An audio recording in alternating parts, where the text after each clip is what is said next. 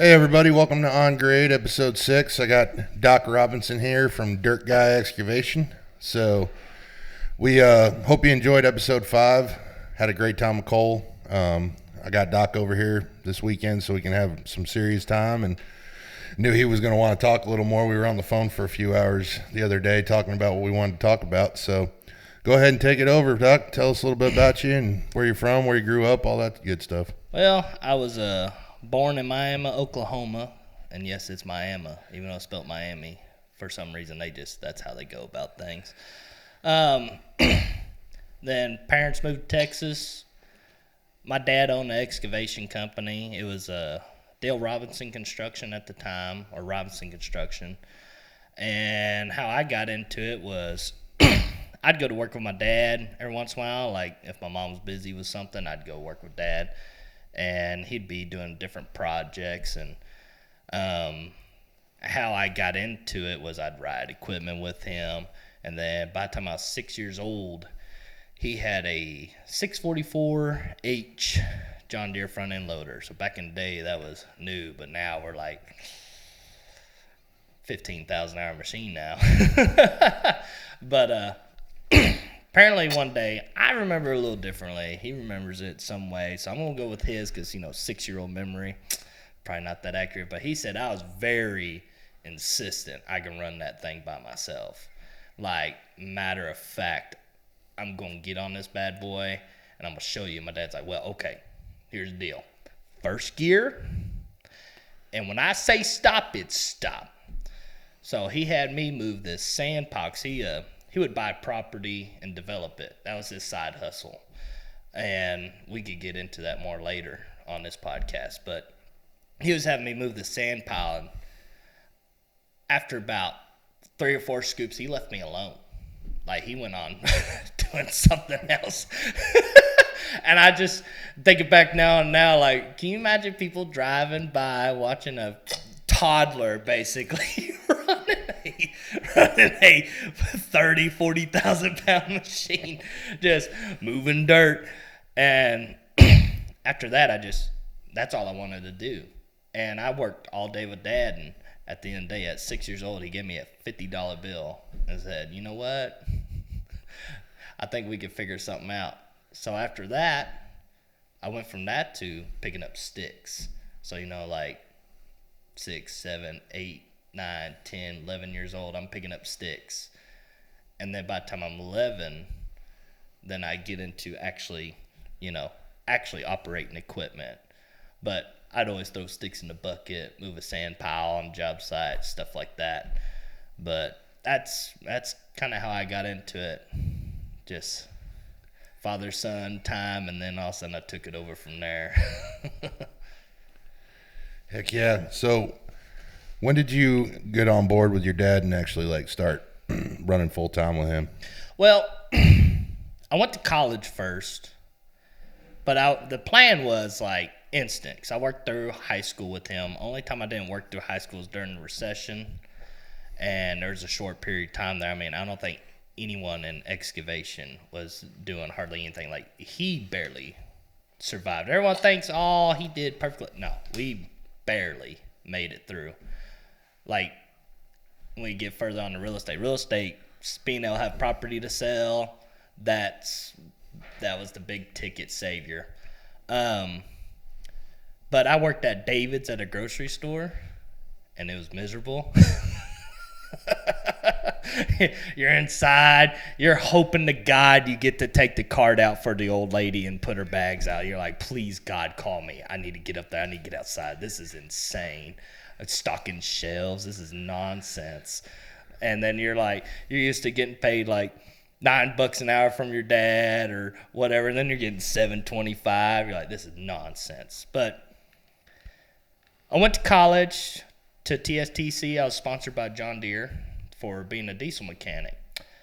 I initially wanted to go because I want to learn more about the equipment I'm buying. So if something breaks down, I can be more of an asset to our business. I can fix stuff. And I was actually pretty good at it. Good enough for John Deere was really, really upset that I left. They were like, Jeff Sigmund, I love him to death. He was the one that gave me the opportunity. I think he's still at the Fort Worth store. That man gave me a beautiful opportunity.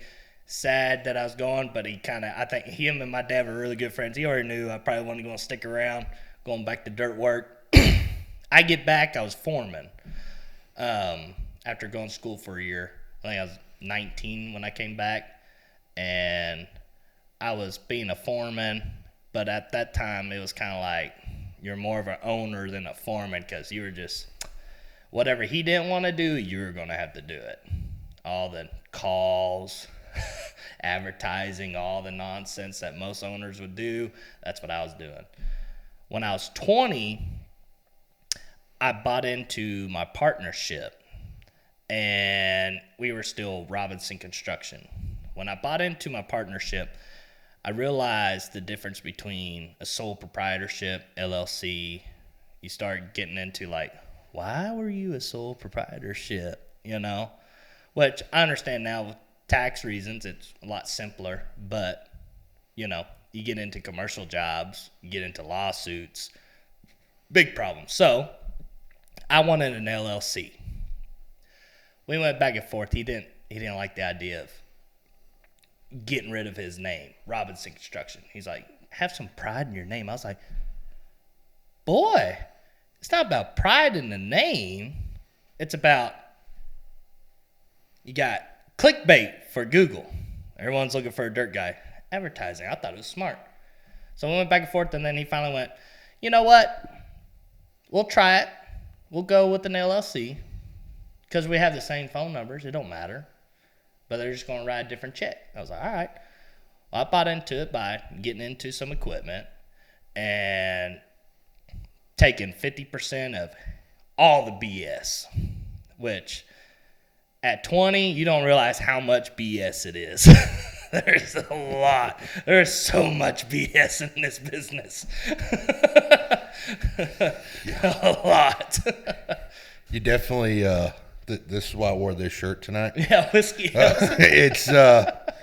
It's so true. You and me, I remember when we first met, what was that, 2019, I think, 2018 or 2018. Yeah, we met in 2018. And I was telling you, I think I'm going to go out on my own. You kept going, don't do it. Yeah. Don't do it. I was like, I tell everyone that still. I'm like, don't. God, I was like, why not? And you're like, because you see. I'm like, yeah, but you're rolling around. You got a nice truck. You're doing good for yourself. And you're like, yeah, you don't see the other crap that's going on behind the scenes. And people don't realize that. Mm-mm. They only see the end product. They don't see what you go through on a daily basis just to have what you have. Like, everybody and their mom's trying to take something from you, whether it's your suppliers, whether it's the equipment manufacturing companies, it's the general contractors, it's your own guys. Yep. Oh, yeah. I mean, you're in a fight in all directions. I tell everybody it's like the Battle of Little Bighorn, but it just never ends. The Indians don't stop coming. I mean, it's so true. Like, you are literally in a fight nonstop. Yep. And it's about everything. It's about a contract. It's, oh, your guys didn't get out here today. Mm-hmm. Oh, well, you said you're going to mobilize Tuesday. Well, dude, it just rained for 3 lousy days, so give me a break, man. I'm working on it. I'm going to get out there. Where do you see, with everything going on right now, what's the Dirt Guys' plans for the economy and stuff for 2023? What's the plans? This year, it's rough to say, but I was going for growth, but how everything's gone on and everybody's got the same bitch. It's employees, lack of them, lack of drivers, lack of motivation, the lack of zero. And it's only gotten worse. Like 2020 was pretty good. I could find some good guys. I mean, we were rocking it. We're kicking ass. 2021. Guys were begging for jobs in 2020. Yeah. And then all of a sudden, some part of 21 to 22, it just seemed like it's a big FU because I'm going to go do something else. I'm going to go sit at the house. Oh, my God. 21, I literally got told, like I told him it was a labor-intensive job. And I'm out there with you. It's 105. But we're going to get this done. Plenty of water. I won't let you die. It'll be fine. And you're going to get paid well. They don't make it to 11:30 a.m. A.m. They get there at 7. About being there at 7. They don't make it past 11 now. So how I see future Dirt Guy, I'm thinking this is restructure, downsize, because it's not like the work's not there. But it doesn't mean the work that's there is that profitable right now. Mm-hmm. And I don't care what anyone says. They say they're killing it. They're either A, lying, B, lucky, or they're about to eat the big sandwich they've had in a long time. Because people don't realize it, but the recession's here. It's already started. Yeah, and they don't think that. They think, oh, well, people are still doing stuff. Yeah, there's still going to be people dumb enough to keep going, and there's going to be a lot of people. You're going to start seeing a lot of foreclosures and everything. So I figured this is a good time. Downsize, shrink, run a 3 to 5 man crew like I did way back in the day, and we still were cranking out larger jobs, getting them done. It's about management. Now, you're not getting 3 or 4 jobs done in a week, but you're getting that job done, move them all to the next one. And then you'll find things that are a lot easier to manage, especially when times are rough. Yeah. When times get rough, that's when you kind of got to go, you know what? I was talking some mad, you know what? Like, I'm about to whoop people's. And then stuff happens, and then you got, I'm lucky. My partner's my dad. He's been in this for 49, 50 years. He knows when he smells something about to crash. And he's pretty quick of going, hey, you know what? I don't mind. We can sell stuff. Oh, yeah. I got no shit. He's like, I've done this a lot of times. It's called survivorship at that point. So I tell people there's no shame in downsizing. There's no shame in going, well, I was going to scale to 15 to 18 million this year, but I'm only going to be able to do 2 or 3. I'm like, what's the problem in that? Like, are you still in it? Are you still in the business? Yes. Okay. There's nothing wrong. Can you pay your bills at the end of the month? If you can do that, you're winning. Exactly. Because there's a lot of guys, including me, you and me are about the same size companies, but we specialize a little differently. Yep. And you and me talk all the time. Your stuff's paid off. Yep. Mine's not. Yeah. I mean, I'm in that position right now. It's like, and I got to make smart decisions. And my guys I thank God for the team I have. I have very experienced guys. And Robert and me were talking right before Christmas, and I said, I'm not buying a machine this year. Not going to do it. Yep. I didn't buy one last year. I RPO'd a couple. I'm not buying anything. Nope. And we have to hire 2 guys because I had to let 2 guys go. But that's it. That's the only replacements that'll be happening this year. Yeah. Unless a guy quits or something, medical emergency or something happens or family life happens. Yeah. But the crew I got the crew's going to be here January of 24 probably because it ain't going to be no bigger. It ain't going to be no smaller. Well, yeah. I mean, and we're bidding 30 jobs a month, and we're winning 3 to 4. Yeah. So, okay, that's great. We're doing fine. I'm still winning about 10% of it. Yeah, you're still winning bad. What you should be winning, and as long as you're covering your overhead, dude, and you can pay your suppliers, that's all that matters. Yep. I went through that real rough patch in 21. I'm still paying for it. I'm paying people back from 21, and 99% of them have been nothing but helpful and been there for me, and some others are, haven't been so nice about it. But you know what? I'm doing right by them. I'm staying in contact with them, and I'm ensuring that this is going to get taken care of. And you know what? If that's not good enough for them, then you know what I'm saying? You don't need to use those people anymore. No, and I think at the end of the day is they're small businesses too, and that's the way I got to look at it. And I've tried to, and it's just hard. You can't bleed a stone. Yeah. I tell people that all the time. They'll call me and I'm like, I wish I could pay you right now, but I can't. You can't bleed a stone, dude. I ain't got paid for the work you've done on my jobs. And in the beginning, when we were cash plus, like you and me have talked about, I could pay ahead. Yeah. So if I had a trucking bill for a job that I ain't even been paid on, I could pay it. Yeah. And I'd be fine. It was no big deal. Now it's like, hey, bro, nothing personal. I got to pay you when I'm paid. And it's terrible that you got to be that way, but it's like when everybody's paying you at 65, 90 days, what are you supposed to do? Yeah. There's no bank that gives you a line of credit that is that big to cover all these costs. No, and I've had a line of credit from a bank too, and when you try to scale off that, it helps, But then that also becomes a liability whenever you get into bad weather and you're just stretched too thin. And, a lot of people that ain't in this business, they don't understand that. But you know who kind of halfway understands it, or more than most? There's like farmers, ranchers. Those are the ones that understand it. The normal consumers, like in this little spot you're living in right now, your next door neighbor ain't going to have a freaking clue what we're talking about. Like, oh, you mean you got some days you can't pay bills? Like, yeah. When I don't get paid, it gets rough. Yeah. And everyone thinks, oh, well, y'all are rich dirt contractors. You got money stashed in the bank. I'm like, do you know how much a motor overhaul costs? Do you know how much fuel costs? Do you know how much these, I hate to say it, but some people you hire, ungrateful employees, cost? Because you give them a day off, they're gone. Yeah. They left. They said, see ya. And 9 times out of 10, they're sitting at the house. Like, do you know, like, people don't realize, like, my scraper tire, a $3,200 tire. I just blew on the job site. I was like, well, $3,200 gone. That's the profit that might have been your profit on the job. Yeah. I mean, everybody thinks it's like massive numbers. No, you ain't profiting 30% on a damn job. They're like, dude, you did that cut fill job last month, $400,000 just cutting the fill. I'm like, yeah, and you know how much them off-roads cost to fill up every day? And how much them off-road rentals cost? It's like, and then on top of it, like $20,000 a month. And I still ain't gotten paid for the things yet. It's like, it's crazy, man. Like, it's brutal to go through what we go through. Yeah. And I think when I went to that thing I told you about, that the guys from Moss Utilities put on a couple months back. Yeah. I talked about it with Cole a little bit.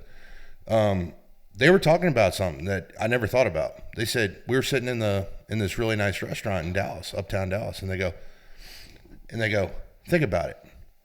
Everybody in this room is better with money than everybody else is sitting over there that was sitting at the tables.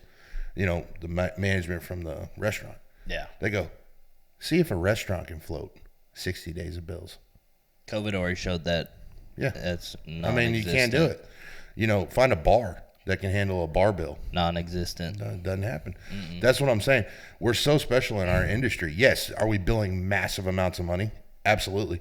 But the problem is when it comes in drips and drabs, you're making what a normal business makes anyways. Yeah. Go 60 days of that work and tell me how long you got. In our business? Yeah. 2 weeks. Exactly. You're dead. Yeah. Yeah. Dead in the water. You're praying for a job. Yeah, and the repo man's you're trying to hide this, rip sensors off your equipment so they can figure out where it's at. I mean, you don't know where it's at. I'm not saying I've ever done that or anything, guys. I'm just saying, that's what you got to do sometimes. Connect some batteries to the outside of the machine, try to fry some electricals, That's when you're behind with your haul guy and you're like, dude, I just need you to move it this one last time. I'll get you some money, dude. I'm trying. It's brutal. It is. Yeah. It is. It's like 12-pack, bro. Does that help? I mean, it's terrible when you're like, I can't pay a $1,200 saw cut bill. Yeah. $1,200. Yep. On a multi-million-dollar company, I can't pay a $1,200 saw cut bill. Yep. So if I don't, I can't make payroll Friday. Yep. Because I can't pay my guys. Yeah, and they think we're still paying ourselves during that. It's like, no. Hell, I told people I've gone 6 months without a paycheck. Yeah. Paying myself. I've gone further. And I'm like, tell me what other company owner that, does something outside of excavation is willing to go that far without a paycheck. Not too many. No. And you're supposed to be established. That's what everyone goes, well, you're established. You would think you have this. I'm like, you don't understand that sometimes life serves you this beautiful thing called a giant sandwich. And that bad boy is dripping out the bag like the nice greasy burger, but it is not a greasy burger. It is just a sandwich that you get to eat, because no one in excavation or construction gets off unscathed. Not a single person. I would say that's honest. Yeah, I would say especially in civil. Yeah. Civil contractors have the most overhead. They have the most liability. Yep. Because if you're like my uncle, he's a general contractor. I love him to death. He works in upstate New York. He is the smartest guy I know. He'll build your house. You know what he does? He does everything from the concrete up. He doesn't touch the concrete. He has his own crews do the framing, do the trim, do the roof, do everything you want on that house. He'll put in your appliances, everything.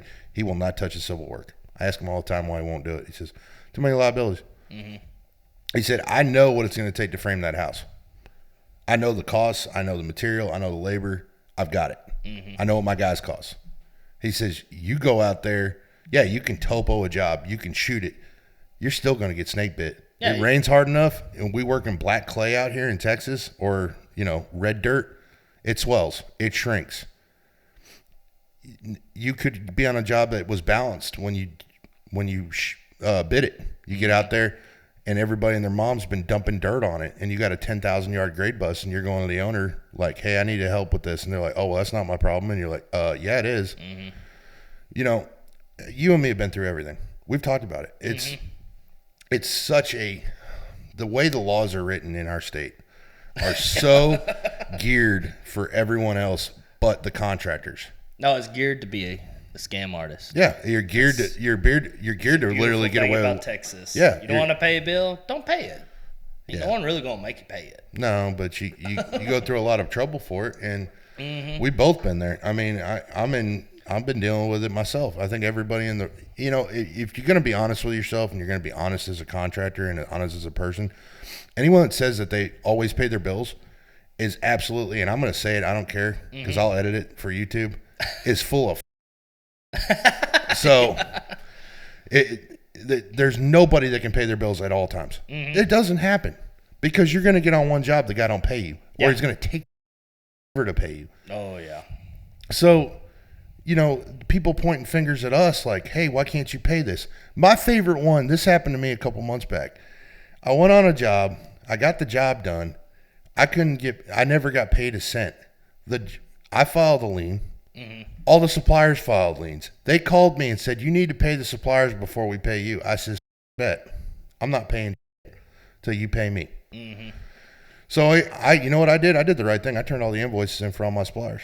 And I've been doing that now for about the last year. I just turned supplier invoices in with my draw. I go, here's every supplier. Cut them their own checks. I don't want to deal with the liability anymore. Yep. Put the liability on you. Yep. And you know what's funny? We get paid faster now. Mm-hmm. I started doing joint checks on trucking. I get paid so much faster now. Because they know these trucking companies don't play. No. And these trucking companies, they got money. And they will get good. They got the best lawyers in town. Oh, yeah. They will get their money. I know they're lawyers. Oh, yeah. I know. Use them. I know. I'm trying to get them. I got a pretty good one. I won't lie. But,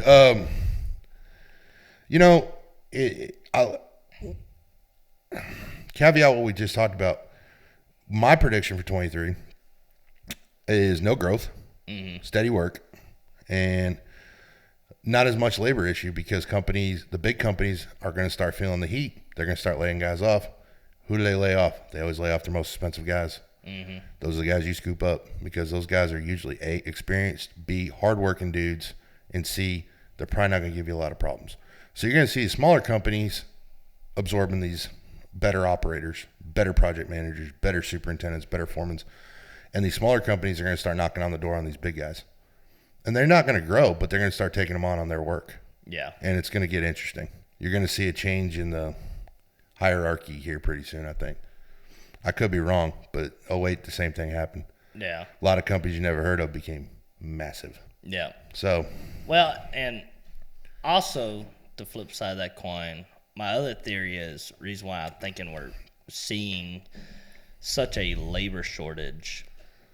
It's because a lot of people can make money doing something else, and it's damn good money. Podcasting? Well, I mean, you hope so. I'm just kidding. It's like, let me show you my roll of dimes. But let me show you nothing. But, this is why I said for, the restaurant industry. You want to know my honest opinion why the restaurant industry is struggling to find waitresses? OnlyFans. I agree. OnlyFans. There's so many ways that people are making money now besides, just a job. Yeah. I got a friend of mine now. Just on the internet. I got a friend of mine now. He just does crypto. Yeah. He saved up for 10 years working in the oil field, and he's like, I'm going to get into crypto. And I was like, this is 2014. I'm like, what the hell is crypto? He started telling me about it, and I was like, at least he got into it before. He got into it. He bought a ton of Bitcoin, dude, when it was dirt cheap. And now you're sitting there and my buddy knew a guy that paid for a pizza with some ungodly amount of freaking Bitcoin back in 2008. And they said what it would be worth now would be $5 billion or some crazy crap. I mean, it was $4 or $5 million Bitcoin for like a pizza. But it was back when it was worth nothing. Yeah. It was worth like a fraction of a cent. Yeah. So, I mean, it's like certain European countries, you go in there with like a stack of dollar bills and like, you want to buy a hotel? Yeah, it's like Euro Trip when they went over there with pennies. He tips them like 2 pennies, and the guy's like, I get my own hotel. I build my own hotel. So, Doc, where are you seeing the modern construction industry going? I honestly think how the advancements in technology where people can dang near sit at the house and run it with 3 screens. Like you've been seeing, like even the Tik Toks shows how everything's changing. Like, Australia, how long they've had off-road dump trucks that can run themselves in the mines. Like they don't need a driver in them. Like all they do is roll up and a guy in the excavator, which now, from what I understood, is now just in the office. He's not even an excavator. And he can load and go. I think even in European countries, they're more advanced than we are. They've been surpassing us because they've had a labor shortage forever. I guarantee they're laughing at us about our labor shortage. I mean, that's how econ got created. So I'm thinking with this advance now hitting in America, where we're having such a bad labor problem, I'm thinking you're going to see a lot more excavators doing the cool 360 twist, and no one's going to be in the seat.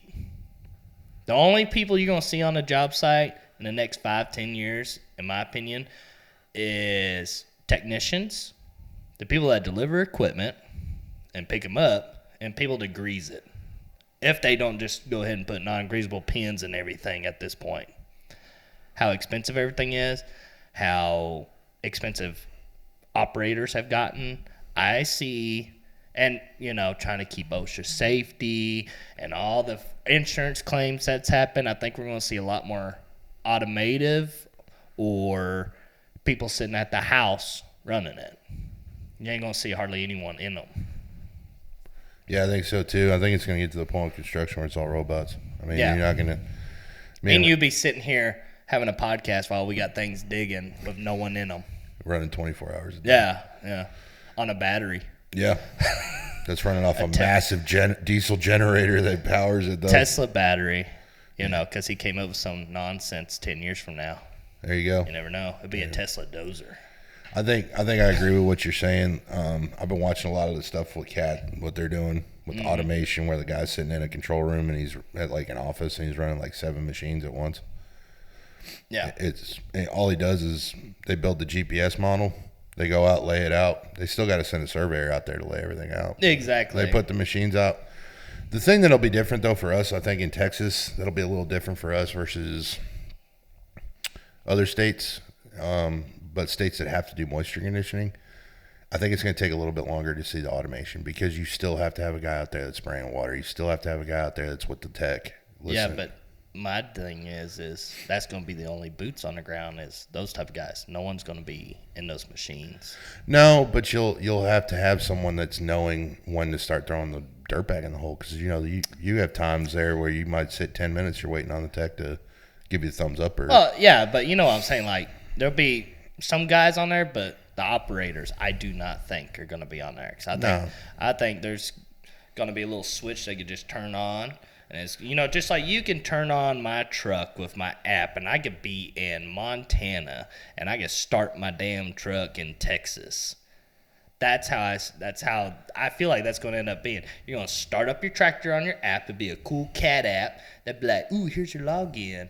Log in, and then you're going to sit here, put your phone there, listen to your Joe Rogan podcast like a nerd because you got 4 hours just to blow. And then you're going to sit there, and you'll probably be sitting in a nice, comfortable, awesome gaming chair. You're going to have gaming computer screens, I feel like. Those little curves that you see. And then you're going to sit there and run it. And then you're going to get a phone call from the guy that's testing going, hey, man, you need to go and check over here real quick. And, it's going to be surreal for that guy looking at that machine after, he's been working for 20 years, and he's like, there's not a damn person here. Like, why am I here? And then all of a sudden it starts moving. His eyes are going to be like, what the heck? But that's what I think it's going to end up being because it's going to be cheaper than having trucks. It's going to be cheaper then having company credit cards, company trucks, company this and that. And everyone wants to work from home now since 2020. They all got to stay at the house, and they really just want to stay at the house. It's true. It's going to be interesting because you're going to see a complete change of the culture too. You're going to be hard pressed to find a guy that in 20, 30 years that ran equipment. I mean, it's going to be a dying skill. Yeah. You know, in the 1800s, the guys that lit the lanterns, when electricity came out, hundreds of thousands of people lost jobs because they didn't have to have a guy that went around and lit the city candles right before it got dark. Innovation. Yeah, I mean, it is. It's crazy. The thing that I think will be interesting to see too, though, is it's already kind of happening. We don't realize it, but it has. Think about the walk-behind rollers now. It's a completely self-sustaining machine. Yep. There's no cab. There's no seat for it. Yep. You just sit up on top of the trench and run the trencher. Yep. And you could do it running your excavator. I've seen guys do that. They'll have the excavator hand filling it as he's running it, and he's running the roller at the same time. So, I mean, I think the movie Interstellar kind of already told us where this was heading. When that, like, Matthew McConaughey's stuff was just running by itself at the combines, just... All right. Yeah. I like my combines get all the young corn. That's what he's doing. I mean, people think it's crazy until it happens. Yeah. They say it's impossible until it happens. Nothing's impossible. It just hadn't happened yet. So what do you recommend for the viewers on clients this year? I think no matter what, get some money up front. I mean, you can work. I've been doing this forever. I get deposits up front. I don't know how you commercial guys do it, because when I work commercial, guess what I do? I get deposits up front. I'd make you jealous, because I even get paid a maximum bi-weekly. I'm not waiting longer than bi-weekly. I don't know how y'all do it. Like, I'm not waiting 60 days. Not happening. I'm not going to sit there and have an argument and wait 120 days or 6 months, 8 months over a job that was already completed, and then they still want to hold 10% for retainage. Like, no, not doing it. I think what people need to start focusing towards, and if everyone starts doing this, is taking deposit money. Being honest with your customer. Be like, hey, when you see equipment here, I need a check. There's my deposit. It could be 25%. So, hey, only time I do 10% is if it's customers I've been dealing with for, my dad's been dealing with for 20 plus years. I've been dealing with them for the last 10 years. But this year, people are going to be real tight with their money, and I think they're going to be real slow to pay, but they're going to want their done. So if a lot of people treat it the same way, get some money up front, and, hey, bi-weekly pay or even weekly pay. I'm on a big slaughterhouse right now, and I get paid weekly. You're talking 4-acre lagoon, 30-acre site. I'm getting paid weekly. You know what I'm saying? Right. That's because I feel like if you allow the customers to keep going to that, you're playing, you're desperate. Don't play like you're desperate. Play like, I don't have to be here. I go somewhere else that's going to pay me up front to get started. Don't take off with their money, though. Some of y'all jackwagons, just take off with some people's money. But owners of the property owners, y'all kind of do the same jackwagon nonsense too. So I say get a deposit up front. I don't care how you need something up front, and then you need a schedule. No longer a 10-day wait for your draw. I agree.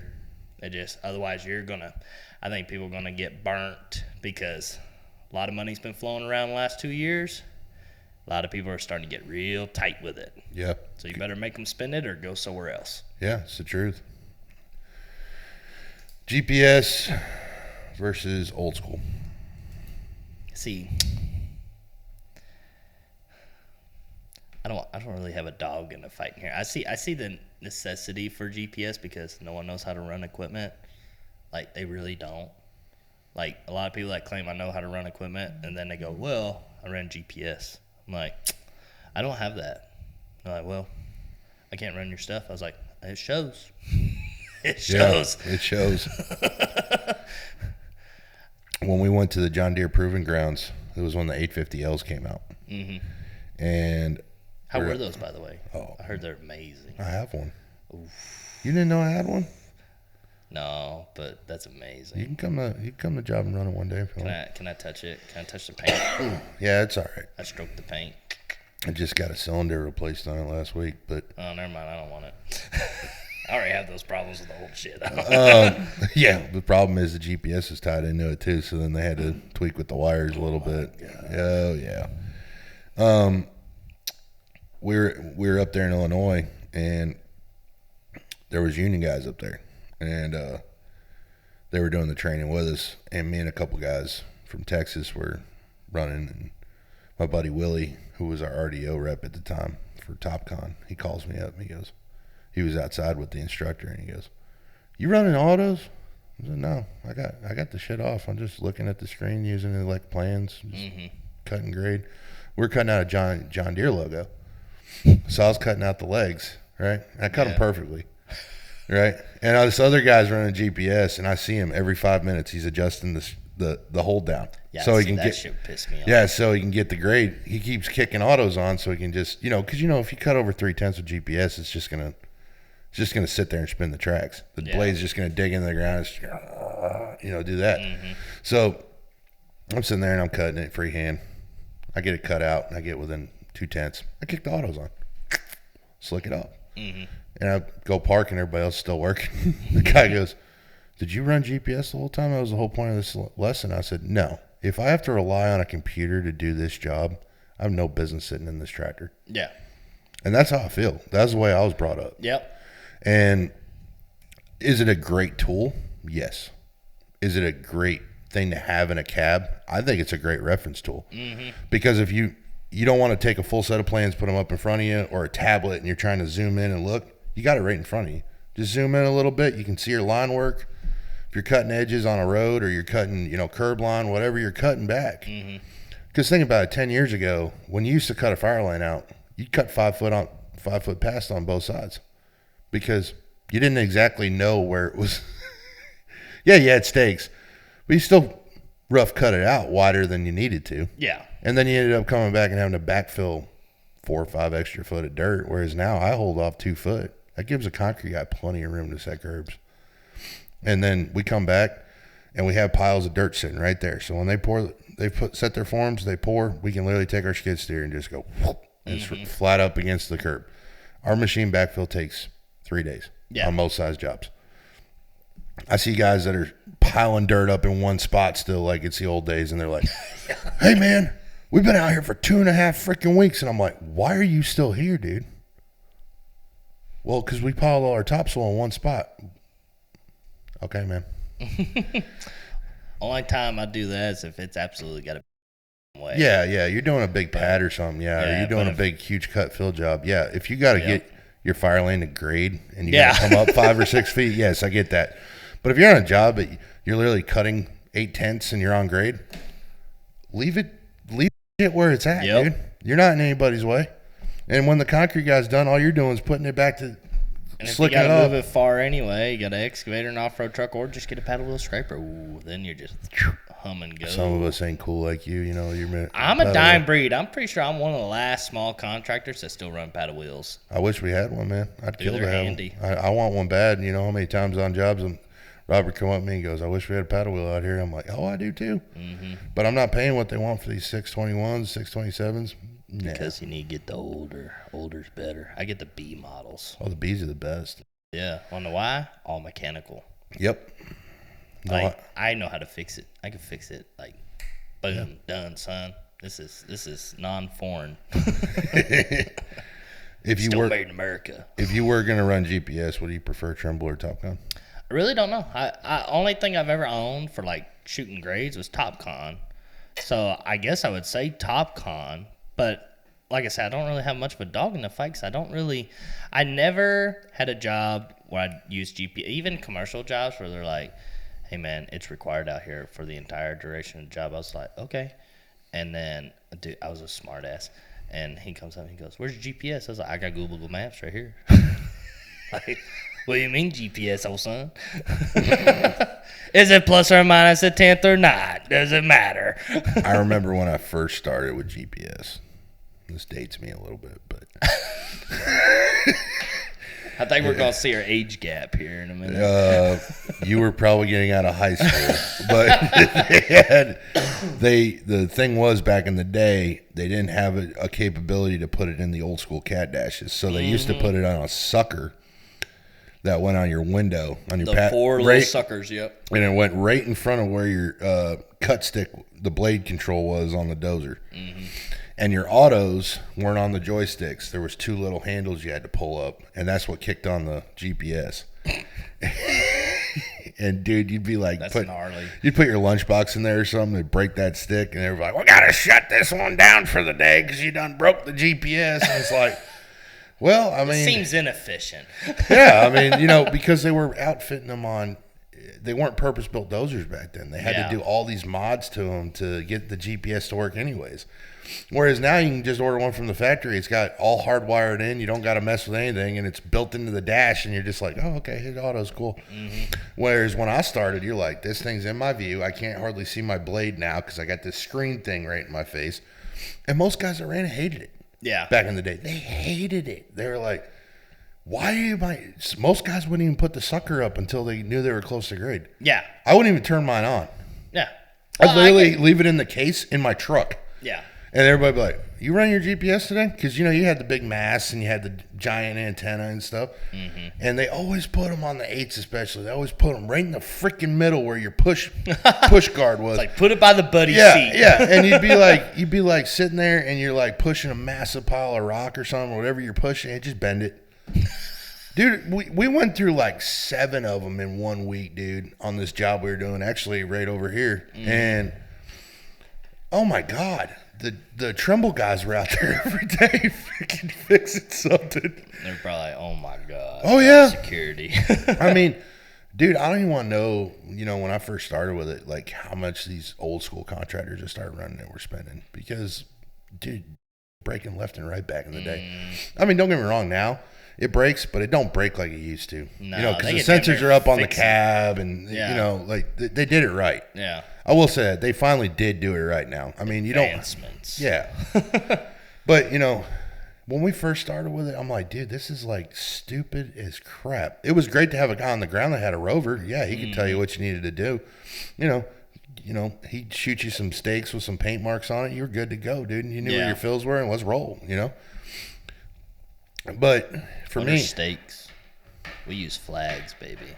Oh, Jesus. Want to know why? Because I get tired of pounding stakes back in when dump truck drivers run them over. That's true. I just put flags and go, 10-foot offset for the stake. I'll put a flag there. Close enough. Looks good for my house. Hey, as long as it drains, right? As long as the water goes downhill. Dude, I'll tell you. Flood the building or parking lot. You're always in the good. Yeah, you're golden. That's the simple engineering for you. Make sure it goes around it. Can you turn in your as-builts? Yeah. You see those pin flags out there? There's your as-builts. Hey, you know what? I learned it from my dad. 'Cause my dad, whenever he had a big excavation company in Arizona. Like, he originated out of Kansas, and he moved around a lot, and then ended up in Arizona. And that's where my brother and sister were born, at Phoenix, Arizona.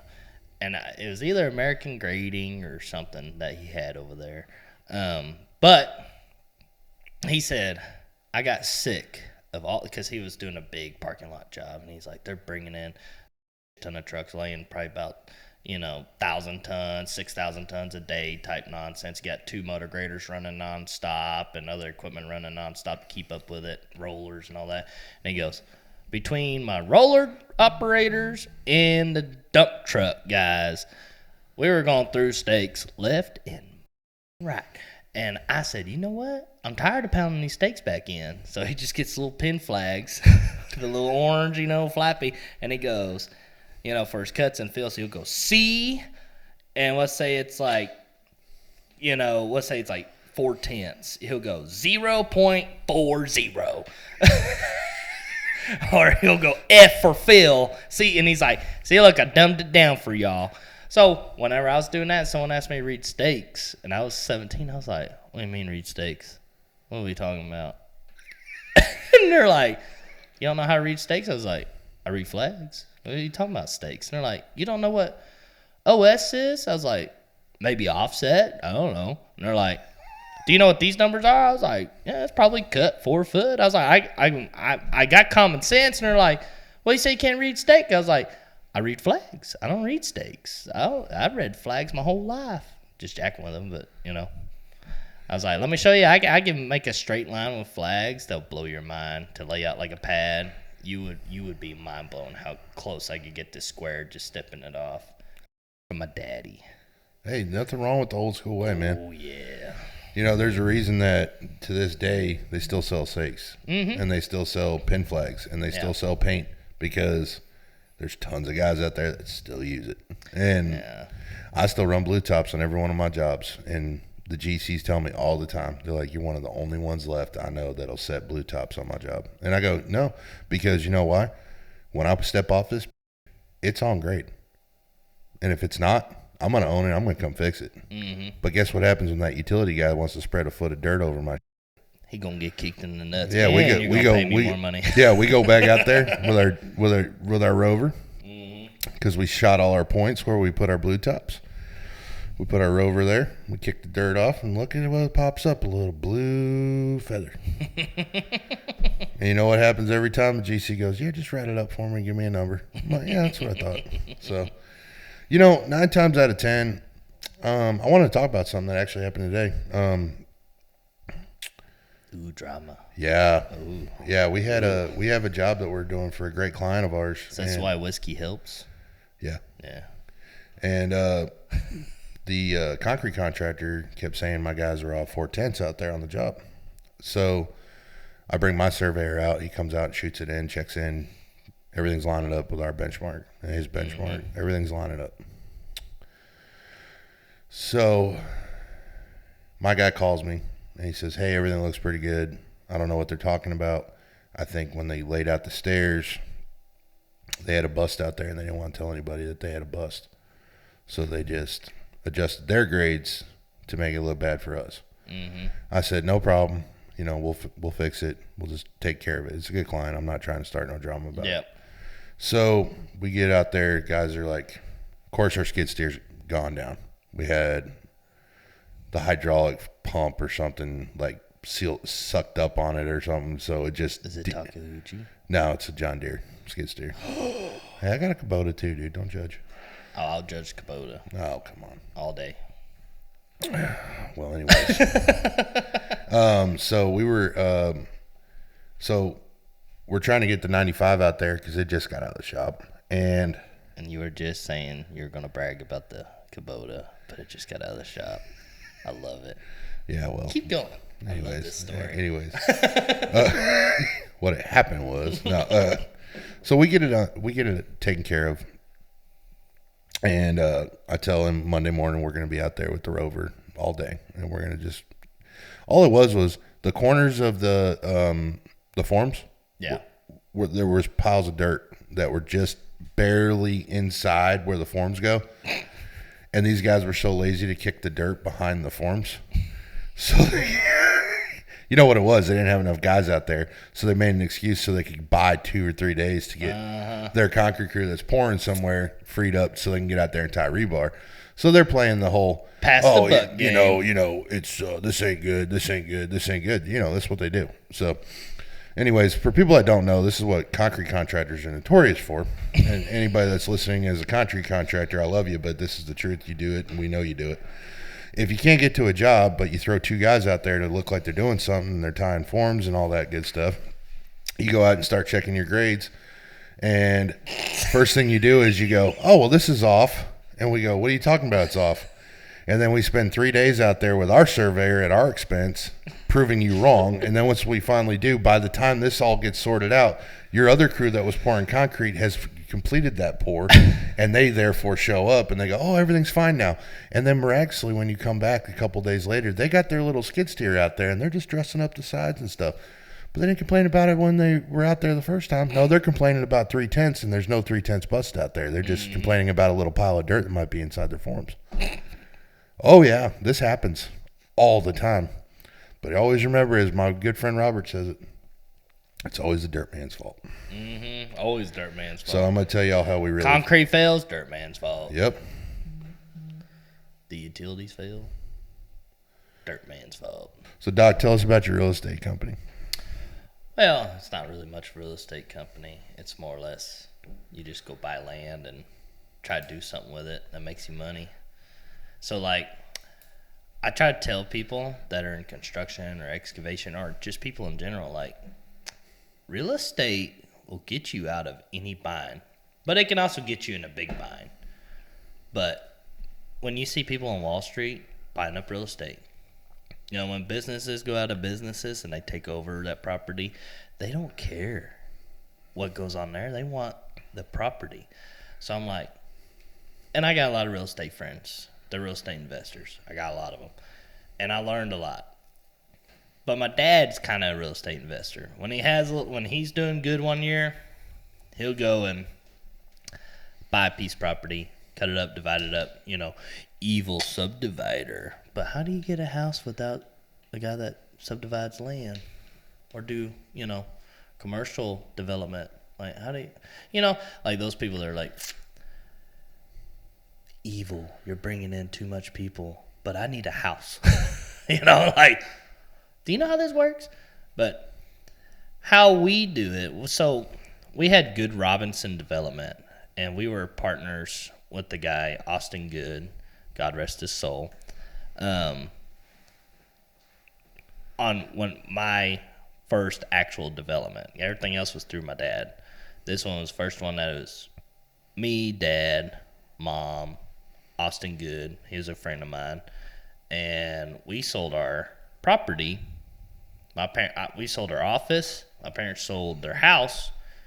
And we found a killer deal on 40 acres. Well, we wanted to pay it in cash. I don't care for a whole lot of bank loans if I don't have to. You know, if you're in construction, you know your credit ain't that great. Mm-hmm. I mean, if you got a 700 and you're in excavation, those dealerships treat you like a god. You know? So we bought 40 acres. I get with Austin Good or a guy like Austin Good to be an equity partner, leverage partner, and then you buy a piece of property. And then you sell off lots. You prefer to sell the road frontage first so you don't have to build your road. And we sold 7 lots during COVID, during the pandemic, like 30 days. 7 lots in 30 days. That's insane. Yeah. And we could have sold for double the price in probably 30 days. But we still made profit. We bought that piece of property so cheap. I'm not even going to say it on air because it's disgusting, but we got it pretty cheap. It's one of those situations, the girl's dad died. He was a hoarder. I mean, there's probably about $60,000 worth of cleanup on that property. Like chicken houses that look like meth houses. I don't think he, into meth, but like that methy vibes, you know what I'm saying? Like you walk in there and you're like, this is podunk as hell. He had a shack that he's living in the front that he literally had water just running out. It was wild, but it's gold for us because we're like, I got the equipment. I can just go through this. You can make something like that into an RV park. You can make something like that into like multiple fourplexes on that. Like the options are limitless. What after doing that deal, found out I don't want to do land development.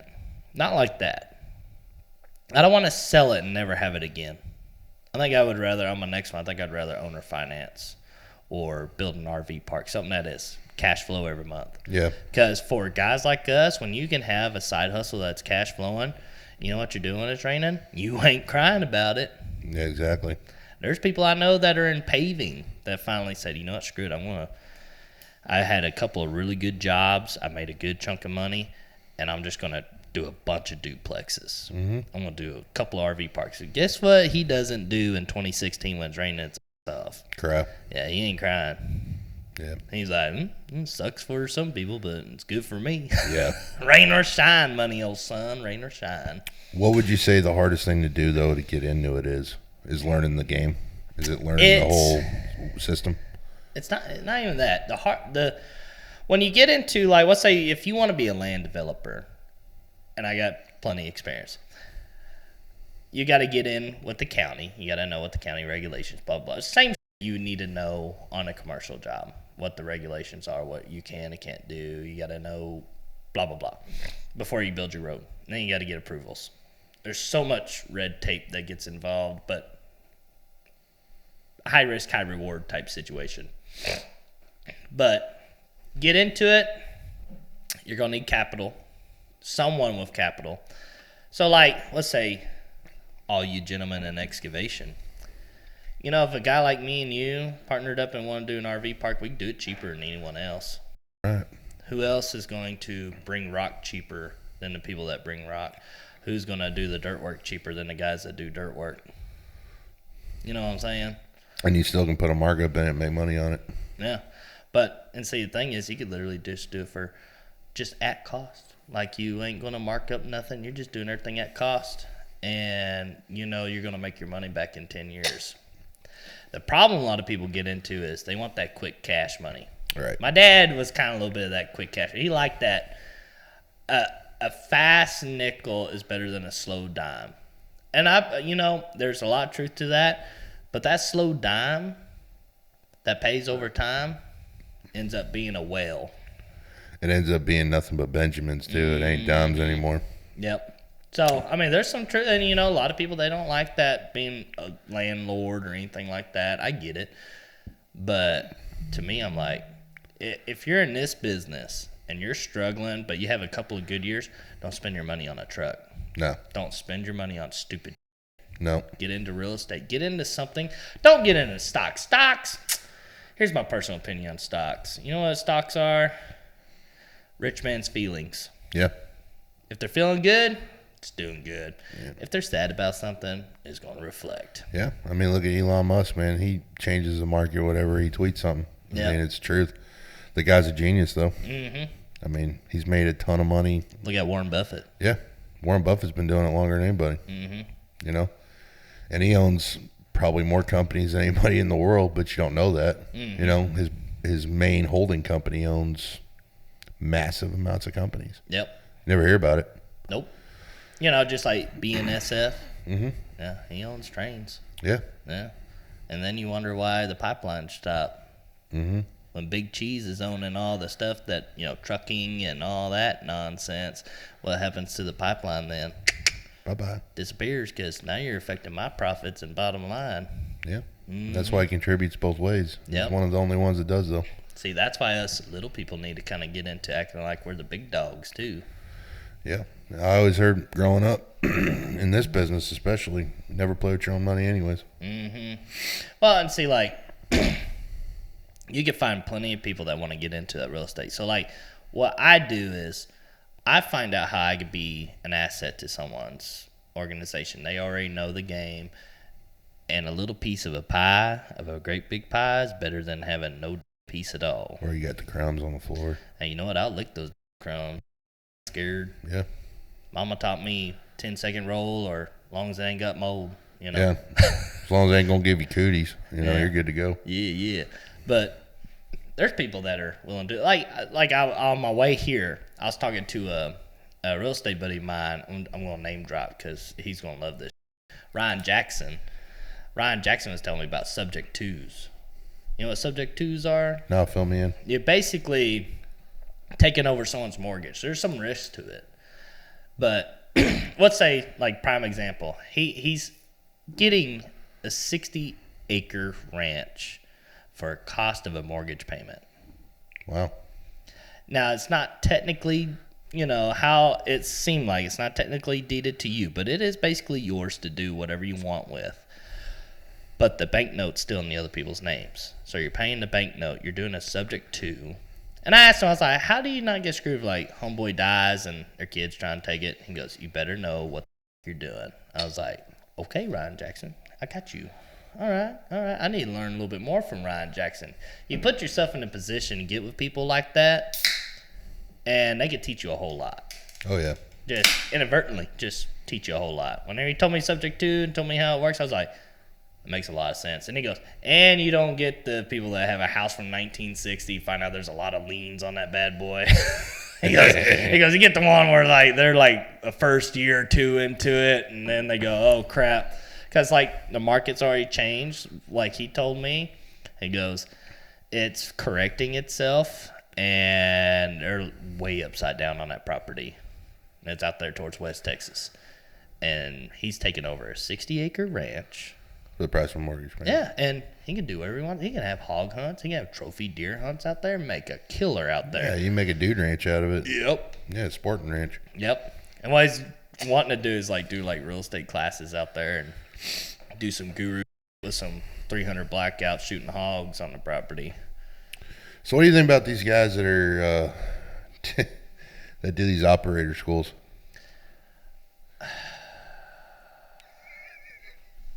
It's a joke. Yeah.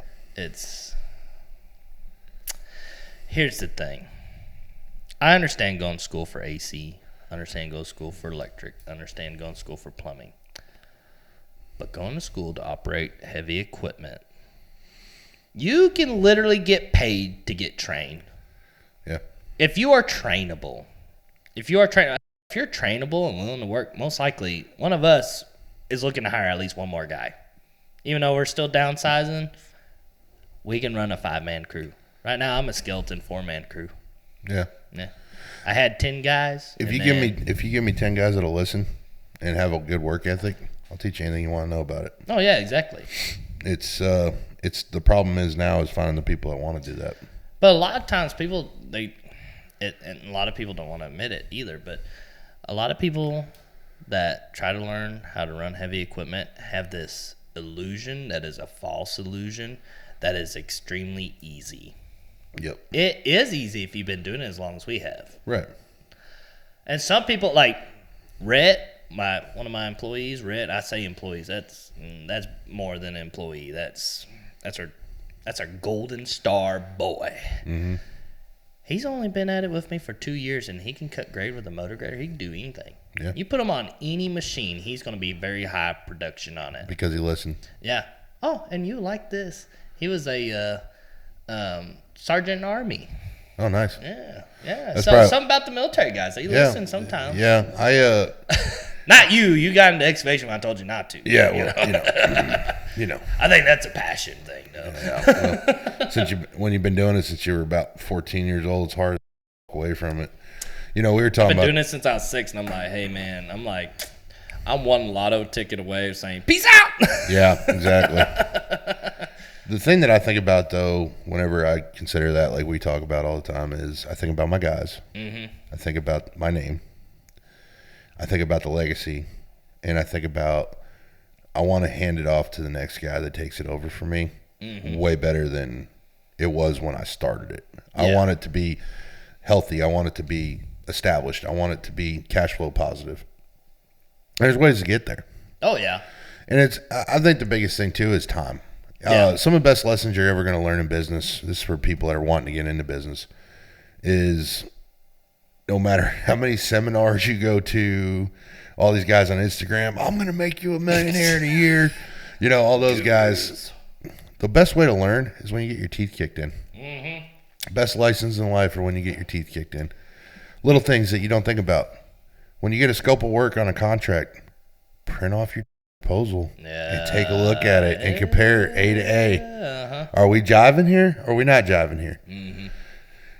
That's number one. Yep. You will make all your money or lose all your money before you put a piece of iron on a job by your contract. Hey, you wanna know what happened to me when I first got into business with my dad? It was still Robinson Construction. Yeah. First thing that happened, we got burned because I love you, Dad. I know you're gonna watch this, but this is what happens when you allow old school and you don't know any better. You're 19, 20. You don't know any better. You just think, whatever he's been doing, if it ain't broke, don't fix it. Yeah. Then you get into it. Then you see the side that, parents don't want you to see certain things that go on. It's not their job's to make sure you are safe, comfortable, nothing's wrong. Which, that helps, and then that can handicap a lot. It handicapped me a little bit. Because going into it, I thought, handshake and a smile, because I saw so many of those interactions, nothing went wrong. Well, he did that with this horse lady in New Hope. Not naming names, but I really want to. It's back 2014. I think whatever. I got a few. Yeah. 2014, and she was paying fine. Works fine. Then all of a sudden she wanted to change up all kinds of stuff. Add all kinds of stuff. And then all of a sudden, magically, she gets it for free. You know, this magic thing called don't pay. But there's also this magic thing called when there's a change order, type it up, have them sign it, and done. Well, he didn't do that. You can say you could take extreme ownership because you could look up and you can research, you can put a new twist to it because you're now a partner. But when you're partner with someone that hasn't had a partner in a long time, long time, it's hard to get them to adjust. Yeah. And he'll admit to you, when you get him on here, he'll admit to you, it's real hard for him to adjust. Yeah. That old, my way or the my way. Oh, that's the truth. Mentality. And my first experience was my first year of being a big boy and get burnt for $40,000. Mm-hmm. Immediately after, a guy that owns a famous ice cream. I'm only saying this just in case this gets 1 million views. I don't plan on getting sued. But it's an Italian guy. And then I'll let you just think it from there. He burns us for $25,000. Back to freaking back. Mm-hmm. Getting burned on jobs. Summer 2021. Do a job in Austin. Get paid first 2 draws. Have a change order, legitimate change order. Mm-hmm. We came in behind another contractor. Yep. Saved the day. That's how that goes. Fixed everything. Turned in the invoices because the GC we work for required it. Turned in the invoices. They're like, hey, we're going to pay the rentals for you because we had to rent equipment. We're in Austin. We didn't bring our own stuff down there. I'm not going to. I had 5. They think that's patting you on the back. Yeah, I had 4 jobs going in Dallas, right? Yeah. So they're like, hey, we'll pay all your suppliers for you. So then we get a notice in the mail from the rental company that bill hadn't been paid. Mm-hmm. So I call them up. I say, hey, man, what's going on? Oh, well, you know. So anyways, that's being dealt with right now. But that happened. Yeah. That was about $200,000. And then a job we did in Fort Worth at Meacham Airport. We worked for a very notorious GC before they imploded and went out of business. They paid us the first draw, and we are supposed to get the check finally from the bonding company. And that was almost 2 years ago. Jesus. So we took almost $400,000, close to $500,000 hit in a month and a half. And I'm still standing here. Yeah, there's a lot of pissed off people. So how many suicide hotlines have you called? I would have called at least 6. I will tell you what saved my life. You want to know what saved my life? It's called a Harley Davidson. That's the best therapy. Yeah. I tell people that all the time. They're like, what saved your life? I'm like, Harley. I won't ever wear their shirts, but they're too expensive. But Harley Davidson saved my life, man. Harley Davidson, if you're watching this, maybe we get some signs. And I think also the other thing too, though, is having people to call like you, having friends in the industry that get it, having good people that have brought you up, that have mentored you, and helped you mold you into you, to tell you how to handle situations. Mm-hmm. You know, I have that. I have a few of you guys that I can call around the town, around the country, that I can call that are in the same business as me, that are willing to go, hey, bro, I've been where you've been. This is what you do. Or, hey, keep your freaking head up. Yeah. This ain't over yet. Well, it's because it's happened to all of us. Yeah. I don't care who you are. No one gets through this game unscathed. So, Doc, in closing, what are your biggest goals for the year personally? What you want to do in business, all that kind of stuff? I think business-wise, just maintain. Be a nice goal to have for 2023 if it ends up doing what I think it's going to do. Maybe get a little bit more, because we already got some plans for summertime, family vacation stuff. Maybe just kind of go on a little bit more trips, have a little less overhead, over craziness work-wise, and just kind of coast and relax. last 2 years just been rough. So been rough on everybody. I really think it's been. Nobody's really making money right now. They'll say they are, but they're not. And if they are, kudos to them. Because, you know, there's at least got to be a couple that are making a little bit of money. But the thing is, you got to talk about the mass majority. And if they're still making money, freaking kudos, dude. It's pretty awesome. It's one of those proud of you moments, but don't chime in on this whenever you're the only one doing good, you know. Yeah, exactly. This ain't about you. Yeah. Don't rain on my parade, bro. Yeah, let me have my soapbox. So tonight's unofficial sponsor is Liquid Death. Yeah. You know what? It's the coolest looking water you can drink. Because you think you're drinking beer. But it's just water, sparkling water. It tasted pretty good, the one you gave me. It wasn't bad. Yeah, it's pretty nice. It's refreshing. My wife thinks it tastes like but I think it tastes great. Well, at the end of the day, it doesn't matter. As long as you're enjoying it, right? Yeah, exactly. What's good for me is good for me is what I always say. I stole that from a buddy of mine. He said it once and stole it. I took off with it. It was my saying. It's mine. Mm-hmm. I said it so many times. He thinks it's my saying. Like, he thinks I brought it up, and he just remembers me saying it. I don't think that's true, but it sounded funny to say. I think the funniest thing that happened to me last year, was we were on a job, and one of my guys calls me, and I'll never forget it. He calls me up, and he goes, "Hey, we got a problem out here." So what's going on? He's like, "We found a bunch of bricks." And I said, "Where are you at?" I'm like, "In this hole they were digging from moisture conditioning." So what do you mean just bricks? He's like, "Dude, they're old bricks, like really old bricks." I said, "Okay, well, what's so bad about bricks?" He goes, "Well, what we found underneath the bricks." And I'm thinking, dead body. I'm like, oh, crap, they're going to shut the job down, freaking Find out CSI is going to show up, I'm going to get interviewed, polygraphed. And I was like, no. Well, it turned out, what they ended up finding was, it was an old house that they had demoed, like, I guess, back in the 40s or something. And that was a leftover fireplace. Right, and it was a leftover fireplace, and they buried it. But over time, almost a foot of dirt got on top of it. So they were digging, and they were like, why is all this brick here? So they were freaking out, thinking, they're going to start finding all sorts of crazy stuff. Mm-hmm. But they didn't. And it reminded me of that time. Hashtag Curse of Oak Island. Think you're going to find something, but they didn't.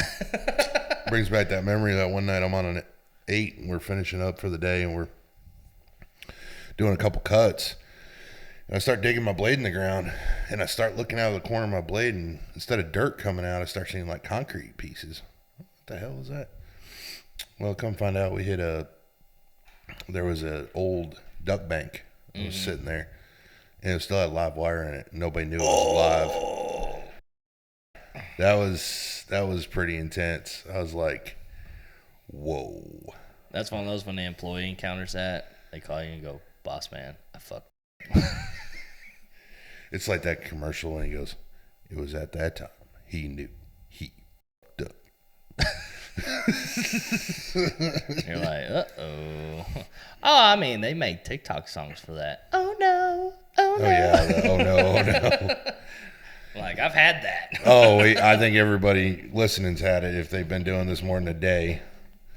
So what are your plans for the year, work-wise and stuff? What are you looking at trying to do jobs-wise? What are you wanting to do? I think I want to try to stick back to more local. We went on this Boyd job, and it's starting to whoop my ass, the back and forth. Yeah. And I think I'll just back to focus on more local stuff, more ranch stuff. And that's usually our bread and butter is people with big land that needs it overhauled, needs their driveway completely redone. It's a mile-long driveway, need a pond clean out because the cows, the drought. I got a lot of calls because of drought. Oh, I bet. Cows couldn't get to the water. Yeah. And then they realized, I didn't realize I had that much silt in that pond. That pond's been full this whole time. I had water in it. I thought it was good. Now I got cows getting stuck in the middle of it trying to get water. Yeah. Got 5 feet of muck. Yeah, you got a pontoon boat out there and you're trying to get the cows out. Good times. Get the fan boat out, try to float over it. Scare them off. Like, I didn't know I was in the swamps, but I guess I is. What is this, Louisiana? Get one of them floating track hoses. Got the floaters on it like they use in the Dude, swamps. I'm curious to see how fun that would be. I think that's like being on a bucking bull. I think it would be absolutely incredible, but at the same time, you can totally sink that thing in like 5 seconds. That's the fun part. Yeah, because my employees do it. Might as well join them. I know. I see those guys, like, I see the videos of them all the time on, like, YouTube or something where they're digging. And it's like this, and they're doing this number. And then you see the video 5 minutes later, and it's like the bucket's up in the air and the whole cab's underwater. So I think the buoyancy just got gone. Yeah, it's like, I think you picked up too big of a rock, bro. I think you found a stump that was not going to get stumped. I'm really looking forward to this year, especially. We just had the election, so I'm not going to talk about politics on my show. It's not my thing. I don't blame you. It'd be babbling anyway. Yeah, exactly. No, it's true. I mean, it is. But the best thing for an economy is when you have split parties in office. Yeah. If you have, the House is Republican and the Senate's Democrat, that's actually the best thing that can happen for a business because nothing's going to get passed. Mm-hmm. So you're not going to have any kind of policies passed that, rake taxes up or this is going to happen or this is going to happen.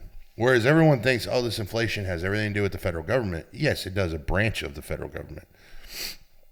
The Federal Bank sets the interest rate. Congress does not enact anything to do with that. That is on the Fed. So the Fed decides what interest rates are. It's the biggest private bank in the world. A lot of people don't know it's actually a private bank. It is run by the federal government. Yeah. See, that part I didn't know. Yeah, I learned something. Yeah, you remember when you were sleeping in history class drooling? That's when you should have been paying attention. No, I went to Whitesboro. You know what our history class was? The teacher sleeping. I'm just kidding, Coach Urban. You weren't sleeping. That's like ag class. You were teaching. I remember Mr. Bean be sitting in there. You have a dip, and he's like, "Y'all want to go Tractor Supply? Yeah, let's go Tractor Supply." But I'll jump in the FFA truck and drive down to the Tractor Supply, and that was class. Well, see, you must have came from a rich school, because you know what our school did? You want to go to the ag barn? Oh no, we didn't buy nothing at Tractor Supply. It was just we went to Tractor Supply. I know, that's still high end. Got enough fuel money to make it that far. Well, I mean, it is Sanger Bangers, so Dang. Yeah, when I went to Lake Dallas my last 2 years, it was Mr. Bean. He was just about as bad. He's like, "You guys want to go down to Ace Hardware?" Well, yeah, I guess so. Ooh, that's bougie. Bougie. They got the Ace. They got an Ace in Lake Dallas. It's been there since probably the 70s. They ain't changed nothing in it. It's probably the same old man works in there. Probably. 40 years He's still ago. at the door. Telling you, come on in. Come on in. The water's fine. So, what are your plans for the future of Dirt Guy? I know we wanted to talk. You didn't want to talk about it, but I'm going to bring it up. That's fine. I realistically think the future for Dirt Guy, a high chance it won't be in Texas. Yeah. I think Texas, great state, love it. Born and raised. Well, I wasn't born here, but I was raised here. I should have been born here. I was supposed to be born in Sherman, Texas, but life has plans. But I think we keep mulling around the idea back and forth, me and my wife, but it keeps going back to Montana. Mm-hmm. I got in touch. See, whenever I get into things, I get deep into the things. So I start calling, talking, getting some advice from different people that work down there in their construction. You know what I love the most about that area? It seems like they do advanced construction, but when you see the excavation guys, you don't see TopCon everywhere. You don't see trim like over here in DFW, like everyone their mother has TopCon or something. And if you don't have it, you're not part of the cool kids club. Up there, they're still rocking some bad old scrapers. They're still rocking some older dozers, doing mass dirt moving. And mine's more or less, it's kind of like personal family evaluation. I literally drove over here, and you live in an area where it's the Metroplex basically. Mm-hmm. And there's 10, 15 million people that live here. Mm-hmm. You know how many people live in Montana? Not even, what is it? I think 3 million or something. 1.7 million people live in Montana in total. That's like Denton County. Yeah. You see what I'm saying? I'm just like, I just was there. My brother lives up there. He's a professor at Montana State, and we went up there, and I loved it. It's beautiful. The only thing is, when I was in the Army, I lived in Colorado and dealing with the snow and the cold. That's what hurts. See, I used to, and I'm about to have a total douche moment here, and I hope you can forgive me, but I don't care. What got me over the cold, and I swear I can't wait for the text messages once this gets released and they listen to it, the nonsense I'm going to hear. But cold plunges, old son, cold plunges. You sit in that water for 15 minutes, they tell me, that's too long, I'm going to get hypothermia.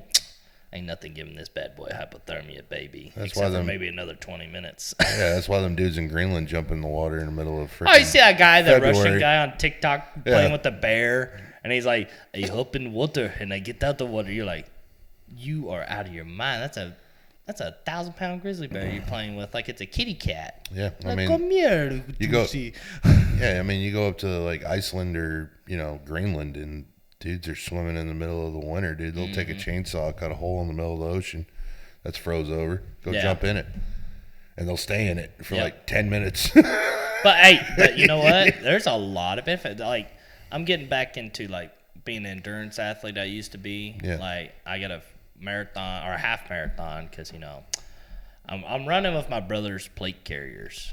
So and for people that don't know, my brother and niece were killed in a car crash April 5th, 2021. My brother was a police detective for Salina PD.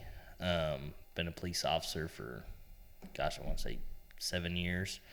And I have his police plate carrier vest with the whatever armored defense, stuff weighs about 20 pounds. So I ran a 5K with it. I got a 5K next weekend in Salina. They're doing a nice thing.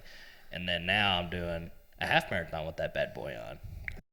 Yeah, so my won't be hurting. Yeah, it's for a good cause though, man. Yeah. That's what you got to remember. It's always, when it sucks, you got to remember it's for the right thing. It's for the good causes. And, we used to run all the time we used to call them plate runs. Yeah. And we'd put them on. And we do, 4 or 5 miles.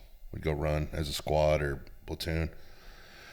And it was brutal. Yeah, they were brutal. Oh, it is brutal. And you're running in Colorado at elevation, too. Yeah. So it was like 6, 7. Air's thinner. At Carson, I think it was like on post, like on cantonment. I'm not even talking about in the training areas, just like on the road. Yeah. It was like 6,000 feet. So then we'd go run like NBC Hill and stuff. Oh, yeah. And, dude, the thing was, like, everybody's like, man, you shouldn't smoke up here. I'm like, dude, that's the only way my lungs open up is to smoke a cigarette. Like, it's the only way you can breathe, you know?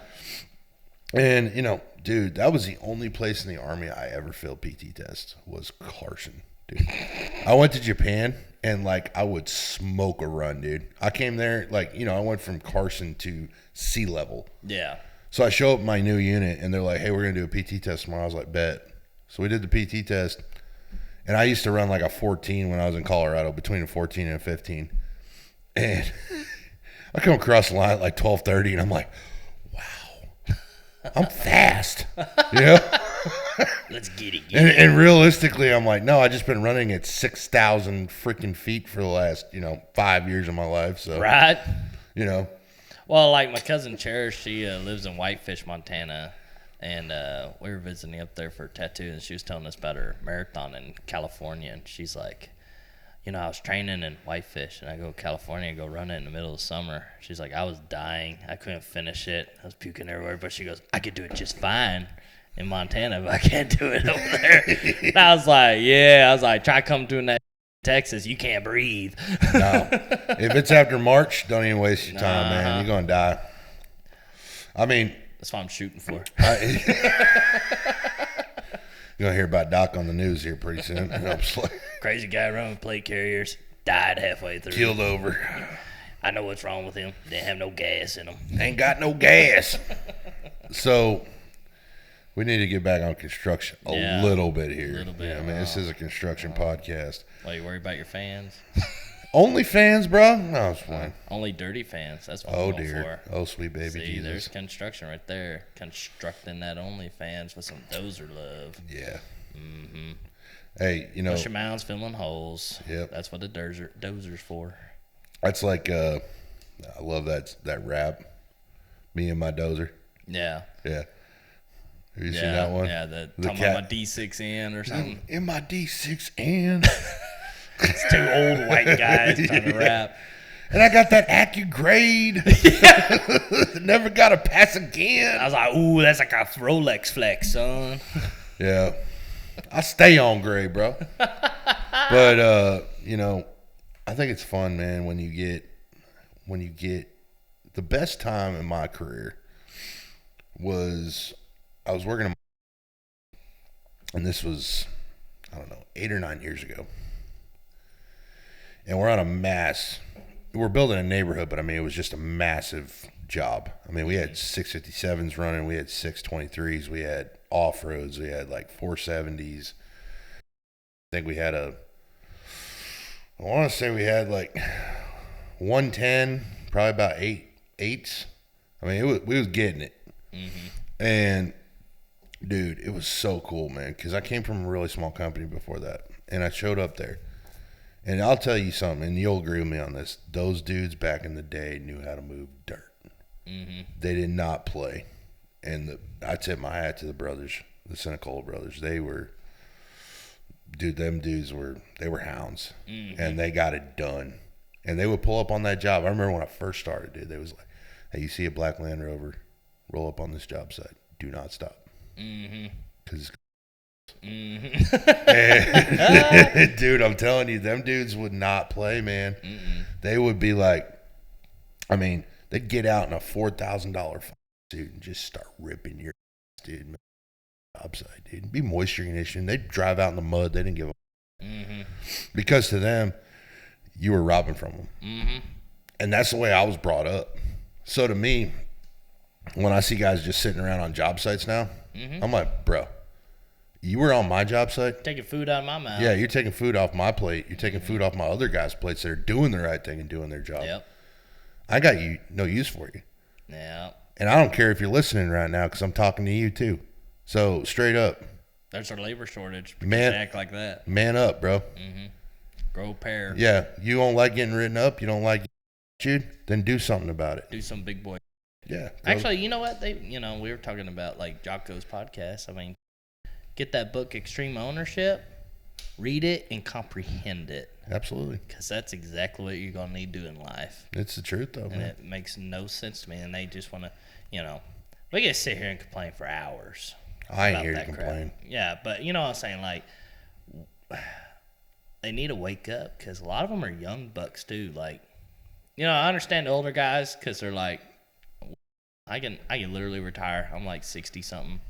I can just leave. It's not a big deal for me. I got my stuff. I got my ducks in a row. The younger guys that we need to step up and actually, and they can say it's ownership, all the hell they want, but they are just as much the problem as any bad ownership too. Because bad ownership starts with bad employees. Yep. You get a lot of them, this sours the pot. Yeah, it's the truth, man. It's like, it's like a cancer. You get one bad apple in there, man, it'd kill a whole crew. You lose 10 guys like that in a week. Yep.